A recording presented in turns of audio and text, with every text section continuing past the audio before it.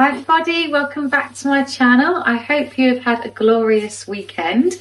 So today we're going to do part 2 of making a raspberry Swiss roll. So we're going to use the same ingredients, but we're going to mix it up slightly and hopefully we can get it right second time round. So James is going to help assist me. He is in the background just here. And I've got all my goods and weighed out all my ingredients, so let's get baking and let's get started. But before we do that, please make sure you subscribe, like and hit the notification bell. This is of course out of Mary Berry's cookbook, so we're going to be doing the Swiss roll where it says it cuts into 8 slices. So we have got the butter for the greasing, we've got the 4 large eggs here. And then I've weighed out my 125 grams of caster sugar. And then I've weighed out 125 grams of self-raising flour. Then we have the raspberry jam just here. And then the icing sugar for later for when we prepare. So let's get cracking. So we are going to basically says lightly butter the Swiss roll tin, line with baking parchment, and then lightly butter the parchment. So I will leave this all in the description box down below. So we're going to use a different tray this time because I used one that didn't quite work. So we're going to go with this tray here, which is my Stella tray that I got from Market Harbour. So I'm going to lay it out on this one and see if we can give it a whirl and work it out second time round. So as you can see, James has kindly buttered the baking tray, so that's the first step. And then now we're going to put the eggs and the caster sugar and into a large bowl and mix it together with an electric whisk at high speed until the mixture is pale and thick enough to leave a trail when the whisk is lifted out.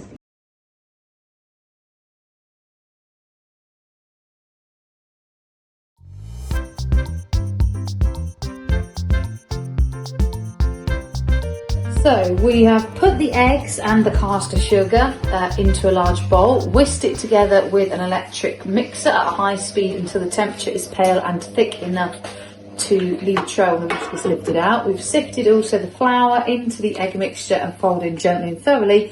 And now we're turning the mixture into the prepared tin until we spread the mixture evenly, particularly into the corners.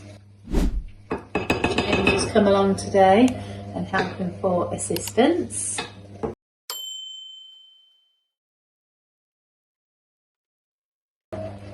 So now we have turned the mixture into the prepared tin and tilted to spread the mixture evenly, particularly in the corners like so.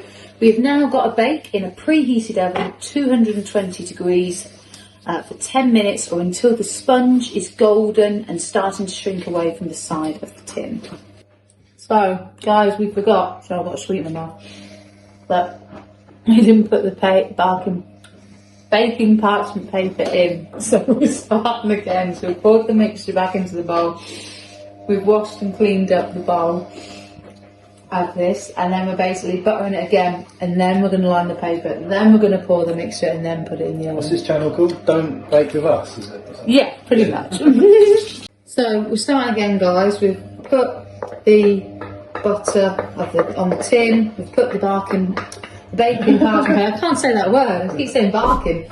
Baking parchment paper in, and then we are now pouring the mixture in. We've lightly buttered as well the tin inside on the paper. Then we're going to mix it all and then we're going to put it in the oven. Right, so we have now just took this out of the oven. So we put it on a slightly lower heat. So we did 190, but left it in for 10 minutes and put it in the top oven. So it's basically got to come out nice, light, spongy and golden until it rolls at the edge of the side. So now we're going to do the next step. So now we are on to step 6. So this is where we invert the sponge onto a large piece of baking paper parchment, which has been liberally sprinkled with caster sugar. And then we peel off the lining paper and trim the edges of the sponge with a sharp knife. We've now just took this off the parchment paper, flipped it over, got another bit of parchment paper and generously sprinkled the caster sugar, so it is looking lovely so far. So So we've just done step 7, which is rolling up the sponge and the baking parchment together from one of the short ends and leave to stand for 2 to 3 minutes. So we've now unrolled the sponge. We haven't removed the baking parchment. James has advised not to do that.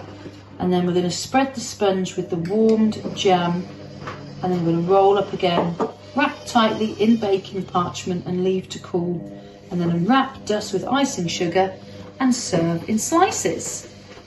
So we're just spreading out the raspberry jam evenly across the whole of the sponge, and then we're going to re-wrap it up again, leave it to cool, and then it'll be ready to serve. And I think this was a lot more, well, I know it was a lot more successful than the first one. I've had a little bit of a practice now on this, so we've got it going correctly this time, we feel. So that is the jam all spread and ready to go. So this was the 8th step, but look how glorious it looks. It's finally looking like a raspberry Swiss roll.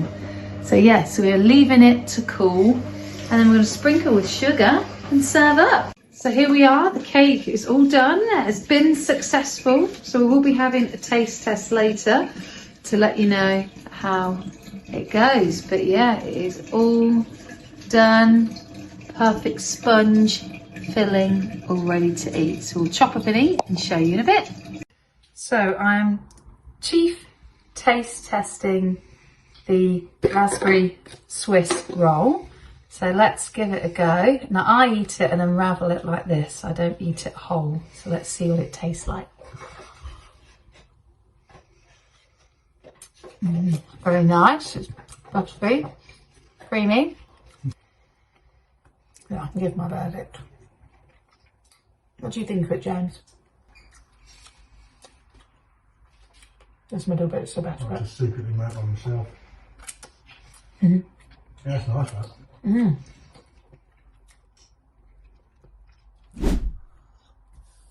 What a terrible one there. But that was brilliant. So I'd say that's a 10 out of 10 for me. That is very nice.